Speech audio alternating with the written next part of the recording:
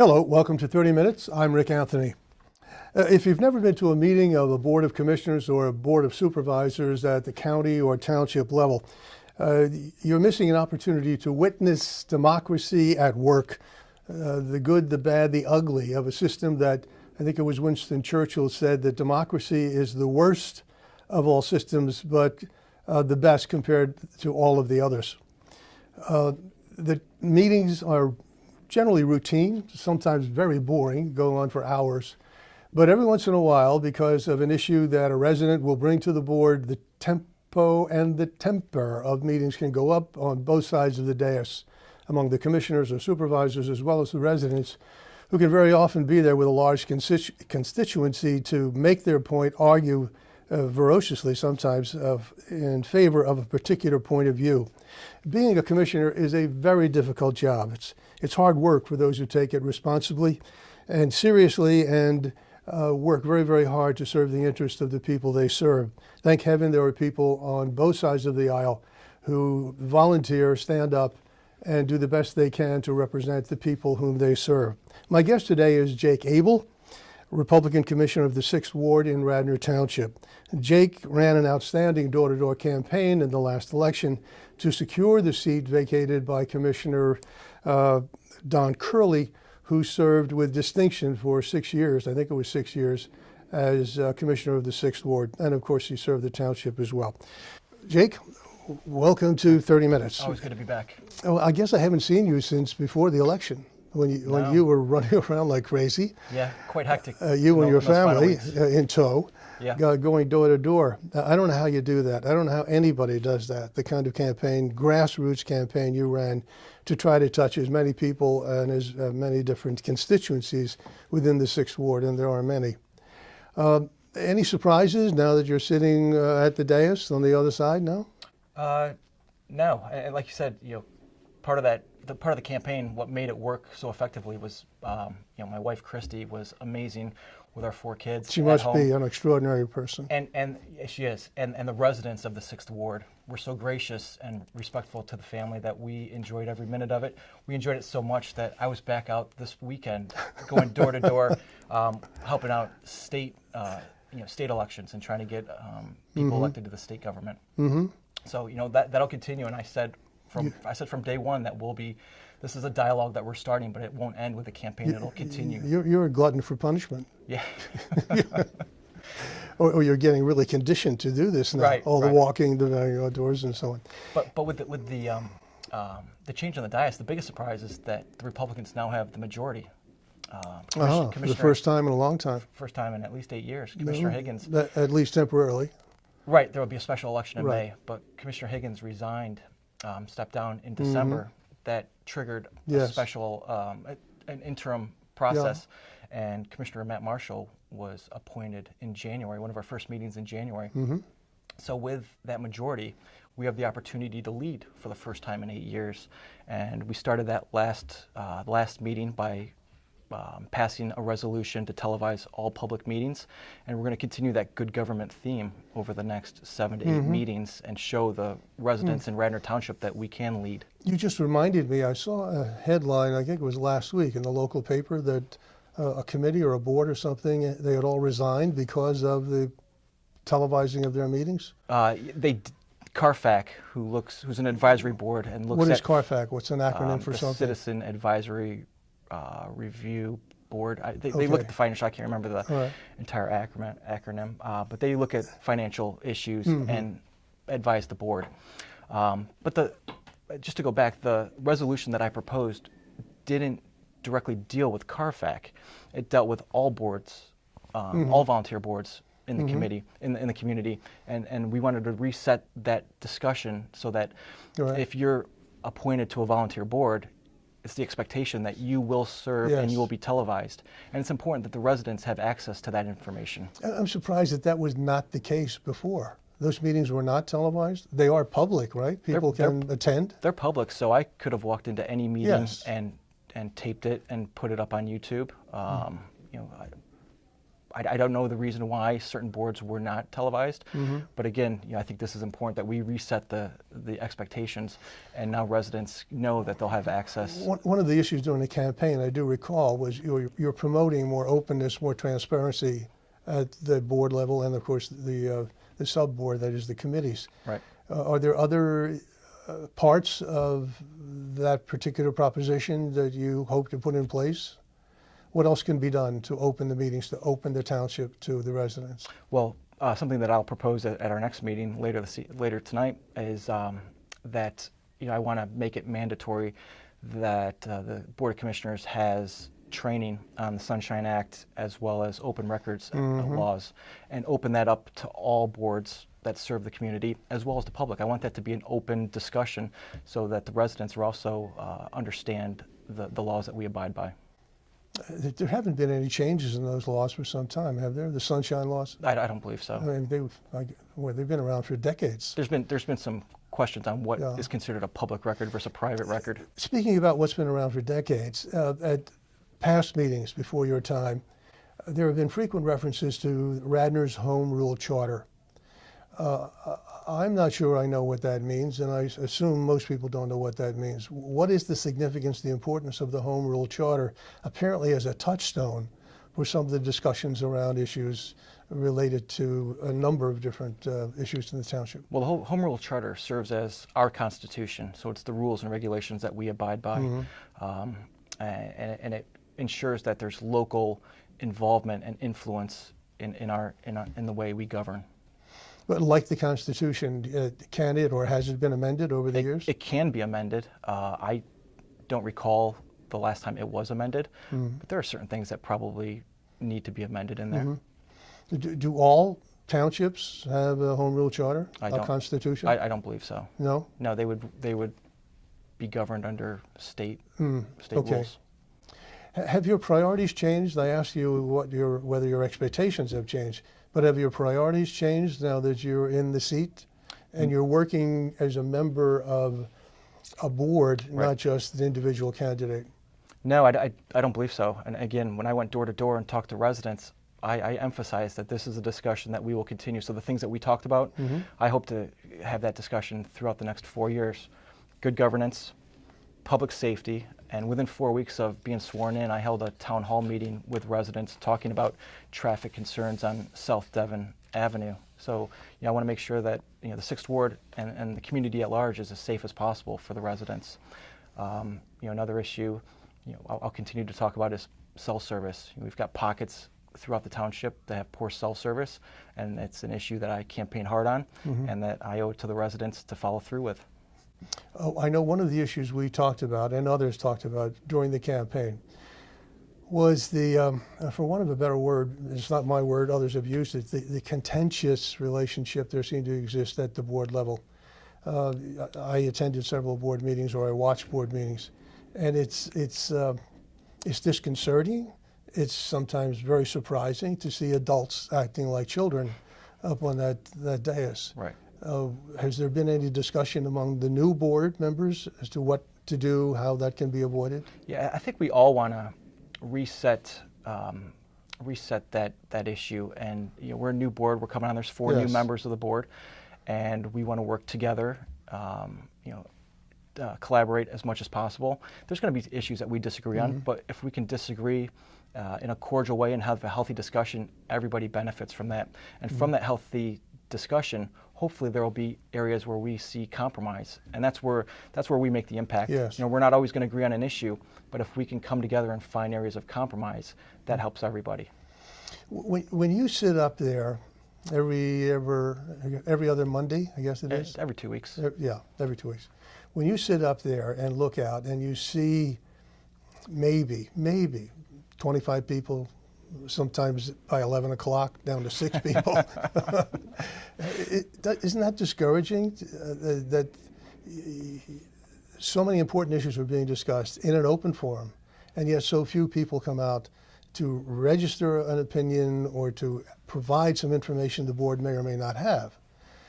Is that discouraging to you and the other board members? Or frankly, are you relieved that there aren't more people out there? Yeah, and I can't speak for the other board members, but personally, I like seeing the individuals in the audience, and they tend to be the same individuals every week. So I've gotten to know them, and I have a nice conversation with them every 2 weeks. But that's the importance of televising the meetings. I'll come home and I'll open up my email, or the next day I'll open up my email, and I'll have a dozen, 2 dozen emails from residents who have watched the meeting and who have commented on it. So even if they're not in the township building, I know people are watching at home, and it's important that we continue to work in a respectful way towards one another and continue to do the work of the township. It's actually good theater, some of it. I've heard. It is. I'm not sure I could sit through 4 hours of it, but some parts of it are really quite interesting. The interchange, the interplay, and very often, as I said, the presentation of a different point of view or new information that you hope is going to instigate further discussion, or maybe a new discussion on an old issue. And speaking of old issues, I guess the 4 issues that are still up there on the list of priorities are the Penn Medicine's proposal for the tract on King of Prussia Road, the Willows, although most of that is behind us, but I think there's still some odds and ends that have to be tied up around that. Right. The storm sewer work that has to be done, and the assessment to all taxpayers in the township. Many of us wondering what's going on with that, because it's still a bit of a mystery. And I guess the 4th is, and will continue to be, the budget, and whether or not this township can, like all others, can continue to pay the high cost of government. Which one of those do you want to tackle first? Let's go in order. So Penn Medicine, they were before the board last meeting. We passed the initial land development plan. There were some discussions why it was passed, but under it was quite heated, as I recall. It was, and it should be. There's some issues that I have concern with, but those weren't issues that were applicable to that meeting. It was the initial development plan, so they met all their waivers and conditions, and there was no way to stop them. Is that correct? They have a legal. I'm not asking you for a legal opinion, but they seem to have a legal right to develop that land in accordance with all the rules and regulations, all or most of which they have met, apparently, according to their argument. Right, and as long as they meet the conditions set by the planning committees of Radnor Township and Delaware County, they're able to go forward. So I guess you wouldn't characterize it this way, but it seemed to me that it was the best of the worst options. If that property is going to be developed, based on what I heard, it seems to be the best of the worst possible options. Yeah, look, they're paying taxes on that property, and you talked about the budget. So that is going to help the budget for years to come, as long as they're tenants at that property. As I understand it, they promised, maybe that's the wrong word. Our understanding now is they will pay taxes. Can they reverse that decision? They're a 501c3. It was a condition set on land development. So they can't reverse that decision on their part to pay taxes. Again, not an attorney. You're not an attorney. Okay, fair enough. Yeah, I've been told. But in good faith, I'm assuming that they wouldn't. Right. Yeah, they want to be a good corporate citizen. The Willows, at the last meeting, the special group of residents that was created to support and manage the Willows, that was approved, authorized, recognized, is that correct, by the board? The Willows Park Preserve, yes. They had the lease agreement was brought before the board for the introduction. I'm comfortable to this point. I still have some questions, and we'll bring it back for a final approval probably sometime in March. Okay, a lease agreement with this. So it would it's set a 501c3 they've correct. set up. So it would set out responsibilities and what the township's responsible for, yes, and what the Willows Park Preserve is responsible for. Does it also lay out use of the facility, the lease? Yes. It does? Yes, it'll identify the areas that they have access to and what activities fall under. And how much is the township committed to the rehabilitation and operation of the building? The last board committed to $1.8 million. Okay. And plus the $1 million and from the anonymous donor. Has the anonymous donor donation plus of $1 million. A commitment on the part of the preserve to go out and raise funds Yes. for the ongoing operation of the building. Yeah, and I'm confident that they'll be able to do a lot of fundraising. Oh, there's a lot of support for that. Yeah, So the individuals I know involved Yes. are passionate. They have a lot of energy. Yeah. And like I said, I'm comfortable that they will go out and be able to raise funds. There is a lot of energy around that, and it was a really good example of the board going in one direction, having wrestled with that for 6 years, and then a number of residents coming in and saying, we don't like that, and we think there's a better way. Right. And the board listened, and so on, and months later, many months later, we finally came to this resolution. And the important thing on where we are now is that the public will continue to have access to the park. Absolutely. And that's the most important thing. It is. Well, it was in the deed. I mean, we were on the verge of a lawsuit Right. if they had tried to break the deed. The third issue is storm sewer. I'm confused by all of that. I understand why we need storm sewers and so on, but what's going on with that? There's a pile of money that has been set aside based on a special assessment. What's happening to that money? Is it being spent, or is it just sitting there to be spent? So the stormwater fund, it's sitting there, and it's waiting for the board to come and come to agreement on which projects should be a priority. I think they've spent some money out of that fund on engineering to Yes. identify the projects that would make the most sense. But now it's the board's, it's the hard work of the board. We've got to make tough decisions. Or in my opinion, maybe we shouldn't have the stormwater fund. Or we shouldn't be paying that bill every year. You pay a bill, I pay a bill, and it just sits there. So, maybe a moratorium might be in call until the board can identify how we're going to Oh, I see spend what that you're money. saying. Yeah, because in the meantime, there's more and more money being set aside, I assume. That money's not being used in any other way. It's not being borrowed against for other projects, No, is it? no. Okay, so it is escrowed, Right. specifically earmarked for Specifically. that. Yeah, and again, I remember hearing some people coming before the board, residents that is, fighting, I guess, suspected proposals that would impact their neighborhood, their street, and so on. There's no way to, as you very well know, there's no way to please everybody. Somebody's going to be unhappy with whatever decisions you make. Yeah, it's a limited amount, and I mean, there's only a certain amount in that fund. Yeah. And some of these projects, we're looking at 1 million plus. And so you're not going to be able to fund all 30 projects. And that can go on for a very long time. Right. And very, very disruptive in a neighborhood or traffic patterns and so on. So you're right, it's not easy. Okay, now the big one. We've got, like everyone else, we've got entitlement programs for township employees. We've got, I don't know what the unfunded liability is in the pension plan.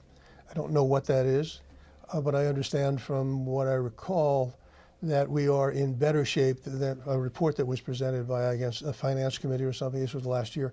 We're relatively in better shape than many of the other townships. It doesn't make me feel any better. There's still an unfunded liability, Right. and a significant one. What do we do about that? Well, 8 weeks into my term. Fair enough.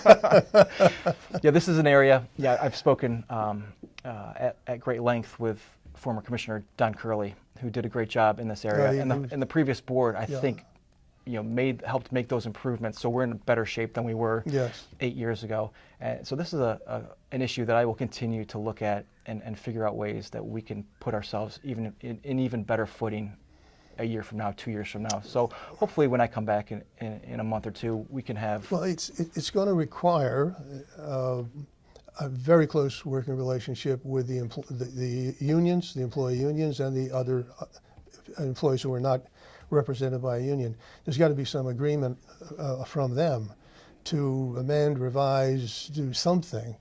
I don't recall. I think it's a defined benefit pension plan now. Well, as you know, the rest of the world has been going in the direction of defined contribution plans, 401ks, Right. for example. That should certainly be on the agenda, if only for perspective, for new employees, which is very often the way it's handled in corporate America. My understanding is that new employees don't have the same Is that right? package that So employees that were brought in. That change has already been made? Yes, and that Right. and that was part of the previous board. It's a step in the right direction. Right. Yep. Okay, I mentioned 4 hot issues. Did I miss anything? Now those are The 4 that'll keep you four awake at night? the 4 that people continue to talk about. You've got your term is for how many years now? 4 years. 4 years, and you're just into your first. Again, I mentioned 4 items, but is there one thing in particular that you would like to be seen as your legacy? Yeah, the cell tower issue and cell service. Cell tower throughout the township. Within 2 weeks of my campaign, I was meeting with residents talking about cell service, and this is an issue that's impacted the 6th Ward for 30 plus years. So I think if I can bring the people together and find a resolution for these neighbors, I mean that's a successful term. Well, is that underway? I mean, the township has been looking at new technology, haven't they? These micro towers. Right. We have microcells throughout the township, and that's one option that I would like to look at. But there's still a movement to put a cell tower in our parks. Still. Even though there's new technology that doesn't require that monstrous thing that is camouflaged to look like a large cedar tree. Right. Yeah. So ugly large cedar tree. So there's still discussion. I want to get to a point where we get away from the idea of cell towers in our parks, there's deed restrictions that prohibit. Yeah. Well, I can tell you, and I am in the 6th Ward. Full disclosure, my service is much better as a result of the micro cell that was put on the Darby Paoli Road and Newtown Road in that intersection. I've noticed it is significantly better than it was before. I don't have to go to the top of my driveway, turn 10 degrees, and try to get a signal anymore. Well, and so it works. And there's 2 issues there. So maybe one of the phases that we have to look at is doing a survey of the township to identify the pockets where there's poor cell service. But then there's a good idea. But then there is a real issue of emergency services. Yes. Who have trouble when they get into the Willows, for an example, and say someone's injured in the Willows, an ambulance comes in, they're unable to call out until they get to a high point. So those are 2 issues: cell service and emergency services. And I'd like to, I've had conversations with Commissioner John Nagel, and I think this is an area where you're going to see bipartisan, both sides working together to find a resolution for both those issues. Has anyone been charged with looking into the latest and best technology? Not that I'm on the staff, the engineering department or whatever. Not at this point, but that will be coming hopefully within the next couple weeks. I'd forgotten about that one. So now it's 5 big issues, thorny issues that you will continue to have to deal with for some time. Well, as I said, your job is a difficult one. I commend you and your colleagues for taking on the responsibility to put up with folks like me and others who come before you. So thank you for your service, as always. Great to have you with us. Always glad to be back. Thank you. Thank you very much. My guest today has been Jake Abel, who is the 6th Ward Commissioner, Republican 6th Ward Commissioner, my commissioner, following Don Curley. And I know you and he are friends, and he continues to be of counsel to you. Until next time, this is 30 Minutes. I am Rick Anthony. Take very good care of yourselves